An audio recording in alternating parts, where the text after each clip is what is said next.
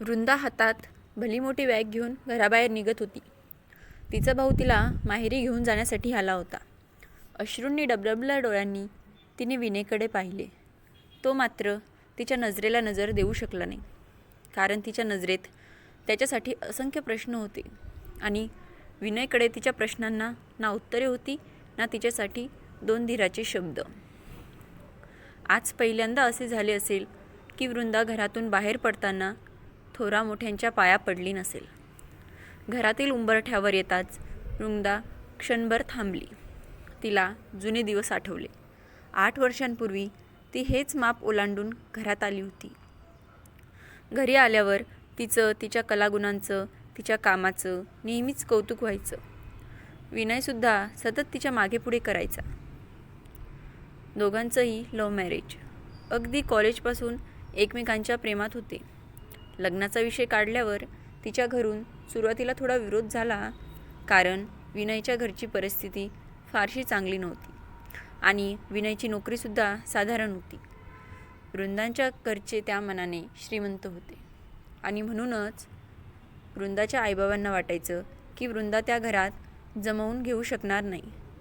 पण वृंदाने तिच्या घरच्यांना विनयबद्दल खात्री दिली आणि म्हणाली की ती आहे त्या परिस्थितीत संसार करायला तयार आहे. शेवटी वृंदाच्या हट्टापायी तिच्या वडिलांनी तिच्या आणि विनयच्या लग्नाला परवानगी दिली आणि थाटामाटात वृंदा आणि विनयचे लग्न झाले. वृंदाने म्हटल्याप्रमाणे अगदी नेटाने संसार केला होता. तिने तिच्याकडून कुठलीच कसर शिल्लक ठेवली नाही. ना कधी विनयकडे मला हेच हवं तेच हवं म्हणून हट्ट केला. उलट एकत्र कुटुंबात येऊनही तिने लवकरच घरातील सर्व कामांची जबाबदारी स्वतःवर घेतली आणि काटकसरीने संसाराला सुरुवात केली. सुरुवातीचे दिवस अगदी पंख लावल्याप्रमाणे निघून गेले. वृंदाच्या सासूबाई वृंदाची स्तुती करताना थकत नसे. नव्याची नवलाई संपली आणि सर्वांना आता वृंदा आणि विनयच्या बाळाची आस लागली. लग्नाला 2 वर्षे झाली तरीही अजून गोड बातमी मिळाली नव्हती. वृंदाच्या सासूबाईंनी वृंदाला एका चांगल्या डॉक्टरकडे नेले. डॉक्टरांनी वृंदाला तपासली आणि सांगितले की तिच्यामध्ये काहीच प्रॉब्लेम नाही. आज ना उद्या बाळ होईलच म्हणून सगळे निश्चिंत झाले. पुन्हा 1 वर्ष गेलं तरी पण घरचा पाळणा काही हल्लाच नाही. तेव्हा मात्र 1-2 दवाखाने बदलून पाहिले, पण काहीच फायदा झाला नाही.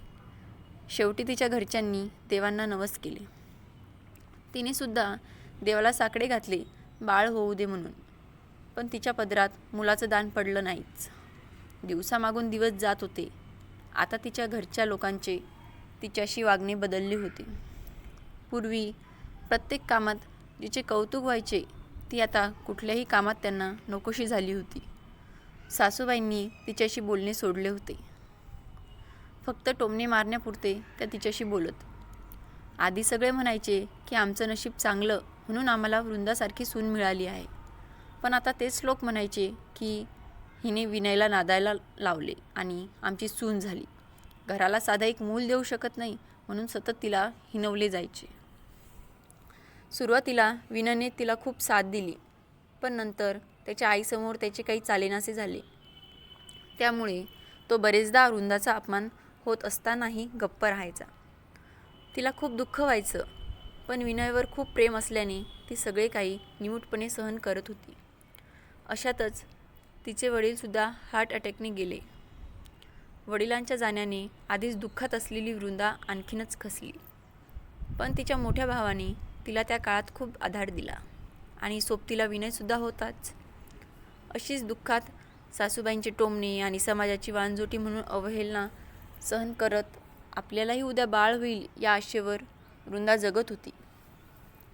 मात्र तिच्या आयुष्यात पुढे यापेक्षाही काहीतरी वाईट घडेल ह्याची तिला कल्पना नव्हती. एके दिवशी तिची नणंद घरी आली आणि तिच्या नात्यातील कुण्यातरी मुलीचे स्थळ विनयसाठी सुचवले. स्वयंपाकघरात काम करणाऱ्या वृंदाला ऐकू जावे म्हणून मुद्दाम जोरजोराने बोलले जात होते. विनयचे दुसरे लग्न हा विषय ऐकूनच वृंदाच्या पायाखालची जमीन सरकली. क्षणभर तिच्या डोळ्यासमोर अंधार दाटला, पण दुसऱ्या क्षणी तिने स्वतःला सावरत आपण जणू काही ऐकलेच नाही असे दाखवत नणंदेसाठी चहा घेऊन आली तिला माहिती होते की नणंद कितीही म्हणाली तरी विनय कधीच यासाठी तयार होणार नाही.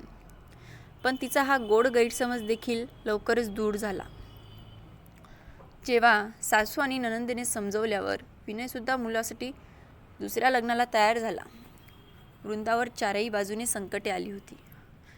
आधी आई होण्याचं सुख तिला मिळालं नव्हतं आणि आता बायकोचे अधिकारसुद्धा तिच्याकडून काढून घेण्याची तयारी सुरू होती. ज्या व्यक्तीवर प्रेम करून आपण सर्वस्व ज्याला दिलं, ज्या व्यक्तीसाठी आईवडिलांशी भांडली, त्यानेच आपल्याला असे अर्ध्या संसारात सोडून दिल्याने वृंदा दुःखी होती. मात्र जेव्हा विनयने तिला म्हटले की त्याचं दुसरं लग्न झालं तरीही तो तिला वागवायला तयार आहे, तेव्हा तर तिला त्याची चीड आली. तिने तडक तिच्या भावाला फोन केला आणि तिला घ्यायला तिच्या सासरी आला. वृंदा तिच्या भावासोबत माहेरी निघून आली होती. वृंदाच्या माहेरीसुद्धा या 8 वर्षात बराच बदल झाला होता. जिथे आधी तिच्या आईची सत्ता होती तिथे तिच्या वहिनीचं राज्य होतं. वृंदाच्या येण्याने तिची वहिनी फारशी खुश नव्हती. ती कायमची माहेरी राहायला आली हे तिच्या वहिनीला अजिबात रुचलं नव्हतं. नवऱ्यापुढे ती वृंदाला काही बोलत नसे, मात्र मागून वृंदाला टोमणे मारणे, घालून पाडून बोलणे सुरूच असायचे. वृंदा मात्र कधीच तिच्या भावाकडे वहिनीची तक्रार करत नसे. आपल्यामुळे त्यांच्या संसारात विघ्न नको म्हणून ती सगळं काही मुकाट्याने सहन करायची. त्यामध्ये घरात आता तिच्या आईची सुद्धा जास्त चालत नव्हते. वृंदाला अगदी किचनमध्ये कशाला हात लावायची सुद्धा परवानगी नव्हती. वृंदाची परिस्थिती आता खूप दयनीय झाली होती. तिच्या आईला तिचे दुःख कळत असूनही ती काही करू शकत नव्हती. एकदा भावाने वहिनीला तिच्या वृंदाशी असलेल्या वागणुकीबद्दल जाब विचारला तेव्हा वहिनीने भांडून संपूर्ण घराला डोक्यावर घेतले होते. त्यामुळे आता तिचा भाऊही जास्त काही बोलू शकत नव्हता. अशातच एके दिवशी एका जवळच्या नातेवाईकाने वृंदासाठी एका विदूर मुलाचे स्थळ आणले. कुणाल त्या मुलाचं नाव. कुणालला एक 4 वर्षाचा मुलगा होता आणि एका वर्षांपूर्वी एका छोट्याशा आजाराने निमित्तान होऊन त्याची बायको हे जग सोडून गेली होती. आधीच एक मुलगा असल्याने त्याला आता मुलं झाली नाहीत तरीही चालणार होते. म्हणूनच वृंदाच्या घरच्यांना कुणालचे स्थळ वृंदासाठी अनुरूप वाटत होते. पण वृंदाला आता लग्न आणि संसार या गोष्टीत जराही रस राहिला नव्हता. तसे तिने स्पष्टपणे घरच्यांना सांगितले की ती सगळं काही सहन करेल पण दुसरं लग्न करणार नाही. पण वृंदाच्या भावाला आणि आईला मात्र खूप मनापासून वाटत होते की वृंदाने कुणालशी लग्नाला तयार व्हावे. कारण त्यांना माहिती होते की वृंदासाठी संपूर्ण आयुष्य एकटीने काढणे सोपे नाही. एकतर पदरात मूलबाळ नाही आणि भरीसभर म्हणजे तिची वहिनी तुला सुखाने माहेरी राहू देणार नाही. पण कुणालसोबत ती सुखाने राहील. कारण कुणालला तिच्याबद्दल सर्व काही माहीत असूनही तो तिच्याशी लग्न करायला तयार होता. तिला वाटले की तिला या लग्नातून सुख मिळो ना मिळो, पण त्या आई नसलेल्या मुलाला तिच्यामुळे आईचं प्रेम मिळेल. शिवाय आपल्यालाही मुलाचं सुख मिळेल. म्हणूनच नाराजीनेच का होईना ती या लग्नाला तयार झाली. घरात सर्वांना आनंद झाला. आई आणि भावाला तिचा संसार नव्याने सुरू होईल याचा आनंद आणि तिच्या वहिनीला नणंद एकदाची घरातून निघून जाईल याचा आनंद. दोन्ही कुटुंबांनी मिळून पुढील बोलणी केली आणि अतिशय साधेपणाने वृंदा आणि कुणालचे लग्न झाले. आपल्या पहिल्या लग्नामध्ये अवहेलना आणि दुःख सहन केल्यामुळे या दुसऱ्या लग्नापासून वृंदाला फार काही अपेक्षा नव्हत्या. ती लग्न करून घरात आली आणि कुणालचा मुलगा ओजस तिच्यासमोर येऊन म्हणाला, आई, आजीने सांगितले तू माझी नवीन आई आहेस. मी तुला आई म्हटले तर चालेल ना? त्या लहानग्याच्या तोंडून आई हे शब्द ऐकताच वृंदाचा ऊर आनंदाने भरून आला. जी हाक ऐकण्यासाठी ती इतकी वर्षे आसुसलेली होती, ती हाक कानी पडताच तिचा संकोच क्षणार्धात नाहीसा झाला. तिने त्याला आपल्या मिठीत घेतले. तिच्या डोळ्यातून आनंदाश्रू वाहत होते. तो क्षण पाहून क्षणभर घरातल्यांना सुद्धा गहिवरून आले आणि त्या क्षणापासून ती ओजसची आई झाली. दोघांनीही एकमेकांना मनापासून स्वीकारले होते. सावत्रपणाचा लवलेशसुद्धा नसलेल्या या नात्याने तिघांचेही आयुष्य समृद्ध केले होते. वृंदा कुणालला देखील समजून घेत होती. हळूहळू कुणाल आणि वृंदामध्ये ही प्रेम बहरू लागले आणि दोघांचा संसार बहरू लागला. अशातच एके दिवशी अंगणात कपडे वाळत घालताना वृंदा चक्कर येऊन पडली. लगेच तिला डॉक्टरांकडे नेण्यात आले. कुणाल आणि ओजस तर खूप घाबरले होते. पण डॉक्टरांनी जेव्हा सांगितले की वृंदा आई होणार आहे, तेव्हा मात्र ओजस आणि कुणालला खूप आनंद झाला. वृंदाला तर क्षणभर तिच्या कानांवर विश्वास बसत नव्हता. पण जेव्हा तिला कळले की ती खरंच आई होणार आहे, तेव्हा मात्र तिच्या डोळ्यात अश्रू दाटून आले. समाजाने वांजोटी म्हणून जो कलंक तिला लावला होता, तो आता पुसला गेला होता. ज्या दिवसाची ती इतके दिवस वाट पाहत होती, तो दिवस आज असा अनपेक्षितपणे आला होता. वृंदाच्या आई आणि दादाला तर खूपच आनंद झाला. काही महिन्यांनी वृंदाने एका गोंडस मुलीला जन्म दिला. ओजसने मोठ्या हौसेने आपल्या या बहिणीचे नाव परी ठेवले होते. परीच्या येण्याने वृंदा आणि कुणालची फॅमिली पूर्ण झाली होती. दोघा बहीण भावांमध्ये खूप प्रेम होते. मुलांच्या बाललीला पाहून वृंदा आणि कुणाल भरून पावले होते.